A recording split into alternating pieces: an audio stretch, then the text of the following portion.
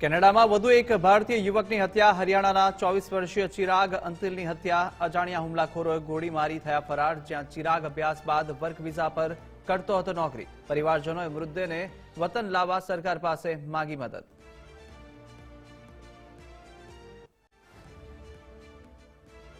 હુમલા બાદ ઈરાન અને ઇઝરાયલ વચ્ચે તણાવ વધ્યો. જો બાઇડને ઇઝરાયલના પીએમને આપ્યો કડક શબ્દોમાં સંદેશ, તો ઇઝરાયલના કોઈ પણ જવાબી હુમલામાં અમેરિકા નહીં આપે સાથ. જવાબી કાર્યવાહી વિશે સાવધાનીથી વિચારે ઇઝરાયલ.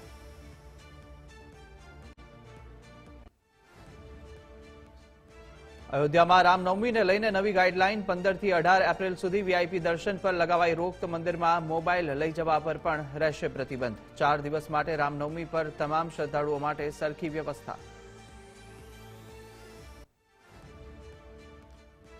કાળઝાળ ગરમી વચ્ચે ગુજરાતમાં હજુ એક દિવસ માવઠાની આગાહી. રાજ્યના કેટલાક વિસ્તારમાં વરસી શકે છે વરસાદ. ભરૂચ, સુરત, અમરેલી અને ગીર સોમનાથમાં માવઠાની આગાહી. બનાસકાંઠા, કચ્છમાં ગાજવીજ સાથે વરસાદની સંભાવના. તો માવઠાની આગાહીને લઈને ધરતીપુત્રો ચિંતિત.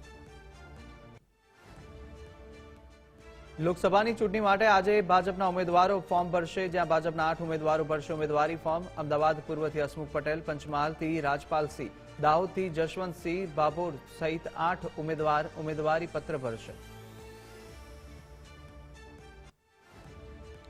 લોકસભાની ચૂંટણી માટે આજે કોંગ્રેસના ઉમેદવારો ફોર્મ ભરશે. કોંગ્રેસના 4 ઉમેદવારો ભરશે ઉમેદવારી ફોર્મ, જ્યાં સુરેન્દ્રનગરથી ઋત્વિક મકવાણા, બનાસકાંઠાથી ગેનીબેન ઠાકોર, જામનગરથી જેપી મારવિયા અને બારડોલીથી સિદ્ધાર્થ ચૌધરી ફોર્મ ભરશે.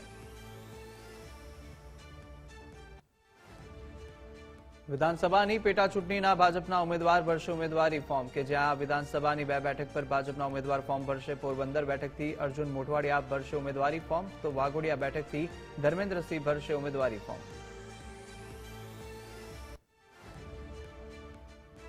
તો લોકસભા ચૂંટણીને લઈ પીએમ મોદીનો પ્રચંડ પ્રચાર. વડાપ્રધાન મોદી આજે કેરળમાં કરશે પ્રચાર. 2 જિલ્લામાંથી દરેકમાં 2 જનસભા સંબોધશે. મોટી સંખ્યામાં ભાજપના આગેવાનો રહેશે હાજર.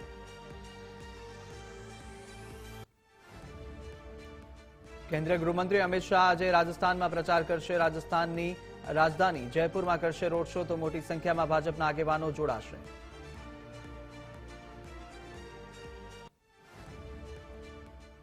તો ઉત્તર પ્રદેશના મુઝફ્ફરનગરમાં બિલ્ડિંગ ધરાશાયી. બિલ્ડિંગ પડવાની દુર્ઘટનામાં 2ના મોત, 19 લોકોનું કરાયું રેસ્ક્યુ. દુર્ઘટનામાં મોતનો આંકડો હજુ વધી શકે.